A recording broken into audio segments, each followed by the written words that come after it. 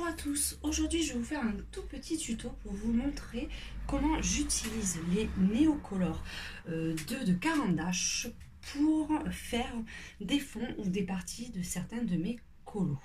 Donc je vais vous montrer, donc moi j'en ai pas énormément, j'ai le coffret de 15 néocolores.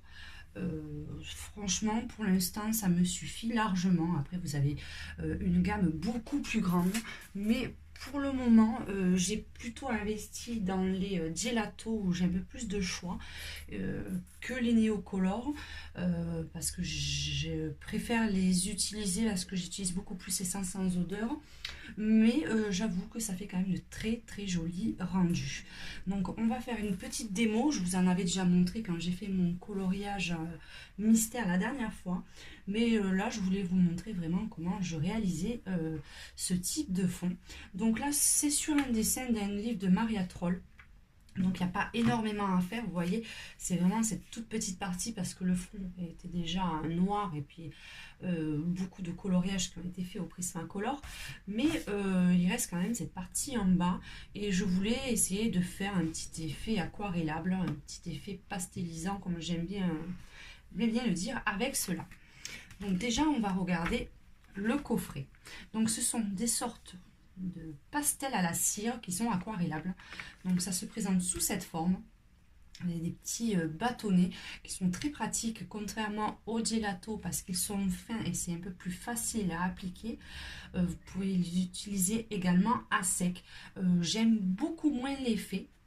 Je l'ai utilisé très peu à sec, mais je pense qu'on peut essayer. Je vais essayer de voir ce que ça donne après les avoir aquarellés pour accentuer certaines zones, voir comment ça se travaille.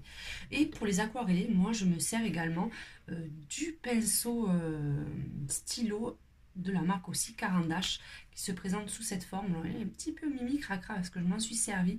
Je le trouve très précis. Moi j'apprécie vraiment beaucoup de travailler avec celui-ci. En plus, ça se nettoie assez facilement. Je me sers beaucoup du couvercle, en fait, du Caran d'Ache aussi, pour nettoyer ou pour mélanger les couleurs. C'est assez pratique. Donc, vous avez un petit dégradé de couleurs. Donc, là, ils ne sont pas classés par ordre, mais ça englobe quand même pas mal. Il y a vraiment de quoi faire. Il y a un peu toutes les teintes. Vous pouvez les mélanger. Donc, c'est vraiment, pour moi, amplement suffisant pour se familiariser avec. Donc là, bien sûr, on va partir sur un fond dans les tons de bleu. Hein, c'est quand même, comme c'est un peu, je vais faire comme si c'était le ciel un petit peu derrière. Je voulais pas partir sur des couleurs trop excentriques étant donné que j'ai encore toutes les fleurs à faire et qu'il va y avoir beaucoup de couleurs. Je vais partir sur du fond simple. Mais donc, c'est tout simple. Là, je vais prendre tous mes bleus. Et j'aime beaucoup pour le fond rajouter des petites touches de violet. Donc je vais prendre, vous voyez, ces 4 couleurs tout simplement. Donc en fait pour l'application c'est assez simple. Vous pouvez selon ce que l'effet que vous voulez faire commencer par le fond très clair et aller vers le foncé, ou alors faire un peu un fond comme on dit les effets galaxie où vous posez aléatoirement en fait vos couleurs au fur et à mesure. Moi là c'est ce que je préfère. Je préfère de faire des petits dégradés, un ciel pas uniforme, hein, vous voyez, pas un ciel qui va du plus clair au plus foncé. Je préfère apporter des petites touches un petit peu par-ci par-là. Donc c'est tout simple, je prends mon crayon, j'applique de façon assez aléatoire comme ceci, assez grossièrement aussi. J'essaie pas de faire quelque chose d'uniforme, là je veux surtout pas quelque chose d'uniforme. Donc vous voyez, j'en mets un petit peu partout. Par contre j'ai tendance à faire comme ça, de dégrader quand même, après de passer la couleur de la plus claire au plus foncé. Hop, on va passer par là. D'après c'est vraiment un choix personnel, tout dépend de l'effet vraiment que vous voulez donner à votre dessin.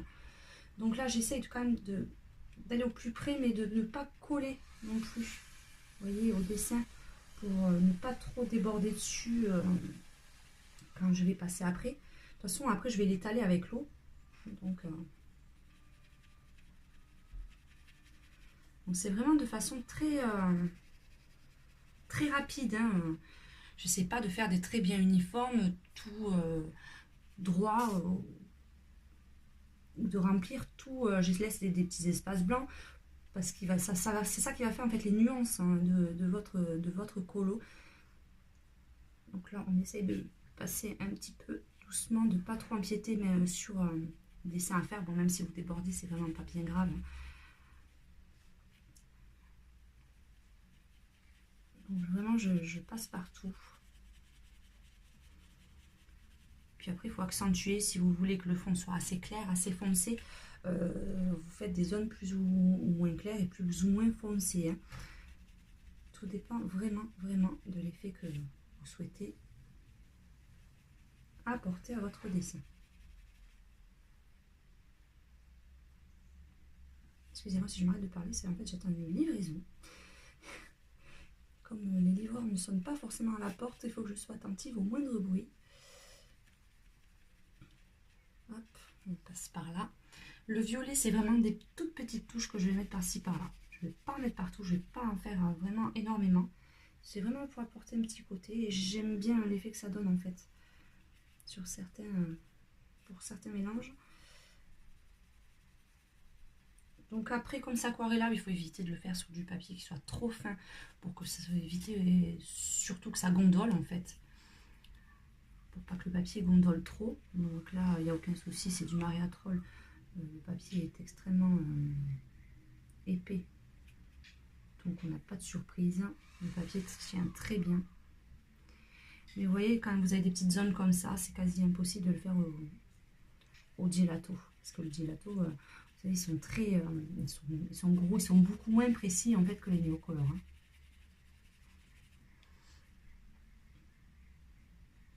Parce que là, quand vous devez passer sur les petites zones comme ça, c'est un peu plus compliqué.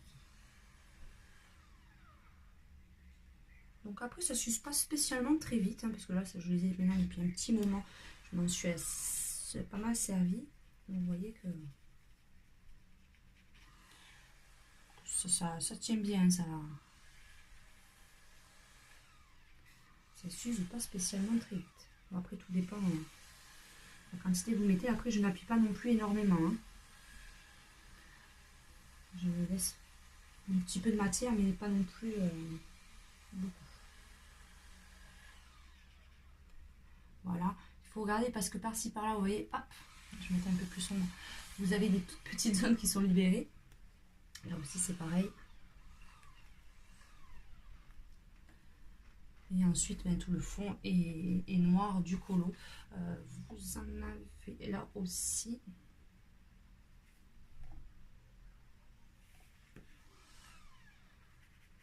On va mélanger avec un peu plus foncé.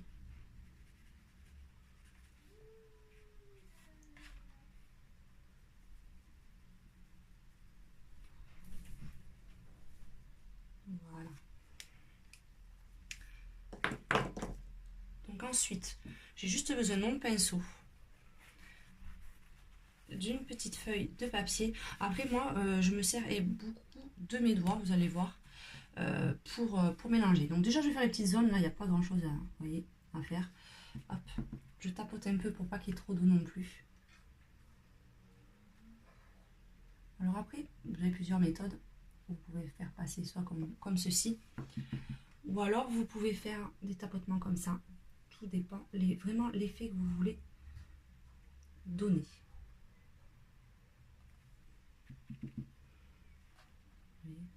C'est un peu plus long. Ça veut vraiment si vous voulez faire un effet texturisé. Ou alors, si vous voulez faire un effet un peu plus lisse, passez comme un pinceau normal.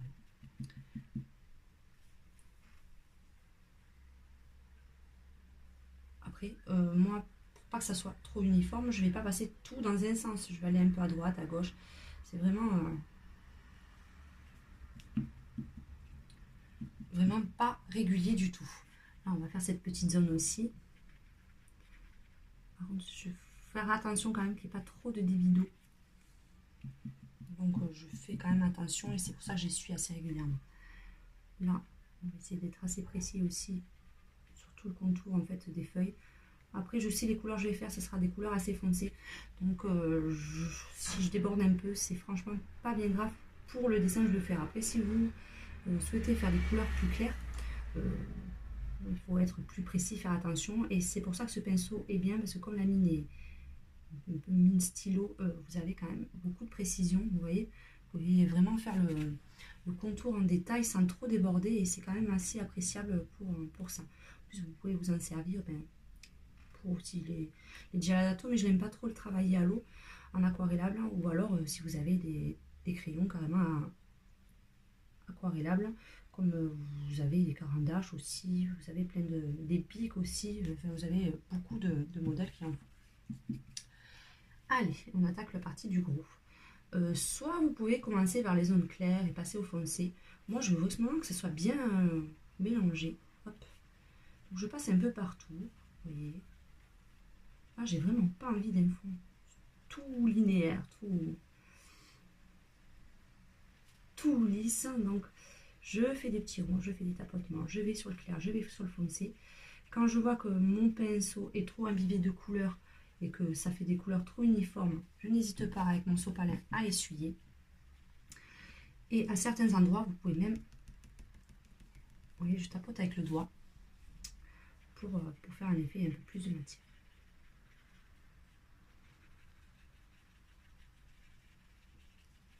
Donc c'est quand même assez simple hein, d'utilisation.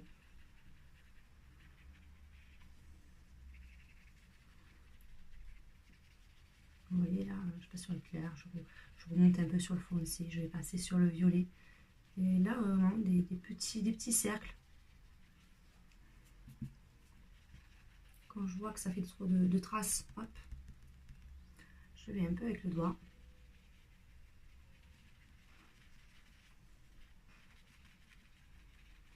Et les couleurs sont très lumineuses hein, avec les caran d'âge. Ça ressort énormément. Ça fait vraiment un effet différent de ce qu'on peut avoir avec le pastel que j'utilisais avant beaucoup pour faire les fonds, mais qui reste quand même assez uniforme, assez clair, on va dire. Ouais, assez doux, que là vous pouvez partir sur des couleurs quand même qui sont beaucoup plus vives, des rendus qui pètent un petit peu plus comme on dit. Ça apporte quand même une autre dimension je trouve au colo.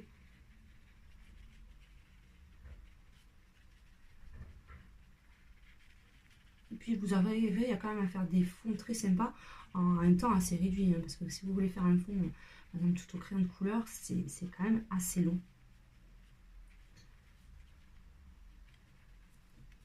Et là, hop, vous voyez, je fais des petits effets de matière. Hop, je vois si je suis toujours dans le cadre de la vidéo. Donc, vous voyez, après, là, je fais le contour déjà dans un premier temps.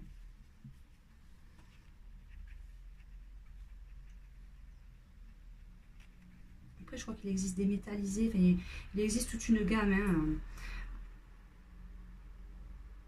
en néocolor, mais c'est vrai que je pense pas en racheter de suite, parce que pour l'instant, c'est vrai que j'ai quand même vraiment de quoi faire avec ce coffret de 15. Et pour l'instant, ça me suffit amplement.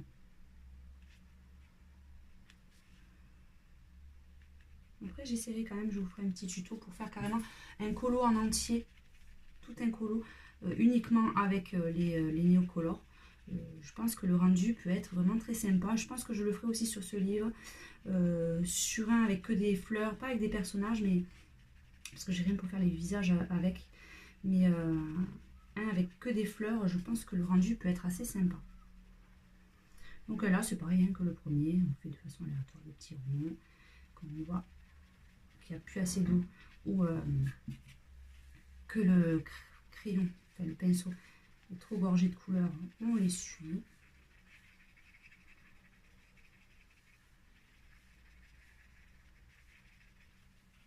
Et hop, on passe un petit peu par-ci par-là. Et après pour recharger c'est tout simple, là vous appuyez sur le push, vous avez le push et vous avez de l'eau qui revient. Donc c'est vraiment, j'ai vraiment eu un coup de cœur pour ce crayon et je le trouve vraiment pour moi très pratique. Il y a vraiment de tous les avis, il y en a qui ne l'aiment pas du tout, qui ne le trouvent pas pratique ou quoi que ce soit, mais moi c'est vrai que là j'en ai pas été déçue du tout. Après, vous avez le pinceau standard aussi, hein, mais c'est vrai que celui-là, c'est vraiment celui avec lequel j'ai le plus accroché de tous ceux que j'ai essayé. Hein.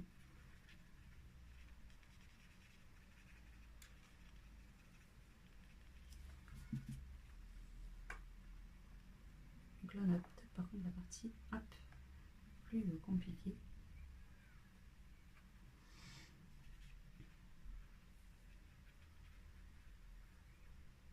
Oui, c'est quand même relativement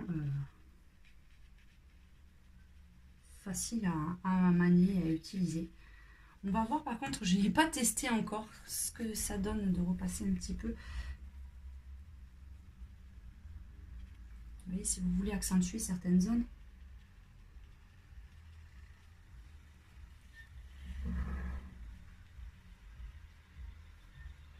Donc c'est quand même pas mal. Pardon, j'ai dû couper parce que finalement je croyais que c'était le post-it et non. Donc on a été où? Oui, alors vous voyez, on peut repasser après à sec si vous voulez accentuer certaines zones. On va voir l'effet que ça donne, hein, parce que j'ai jamais testé. Je pense que si on veut donner un peu plus de matière, ça peut être pas mal. Mais à certains endroits, vous voyez, je préfère repasser quand même un peu d'eau. Plus légèrement, pour accentuer juste quelques zones.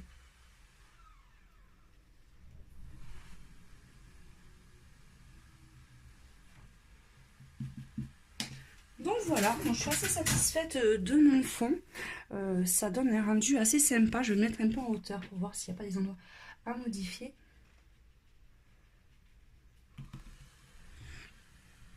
Des fois, on voit un peu plus avec de la hauteur. Donc non, je trouve que c'est quand même assez sympa. On verra bien sûr ce que ça donne avec le coloriage final. Mais donc ça sèche assez vite, vous voyez, ça traverse pas du tout le papier. Là, c'est déjà sec. Donc, et contrairement au pastel, mais en fait, ça ne transfère pas sur l'autre page. Donc c'est vraiment l'idéal. Donc voilà, je vous fais un gros bisou à tous et j'espère qu'on se retrouvera très prochainement pour de prochaines vidéos, présentations, tutos. Je vous fais un gros bisou à tous. Ciao, ciao!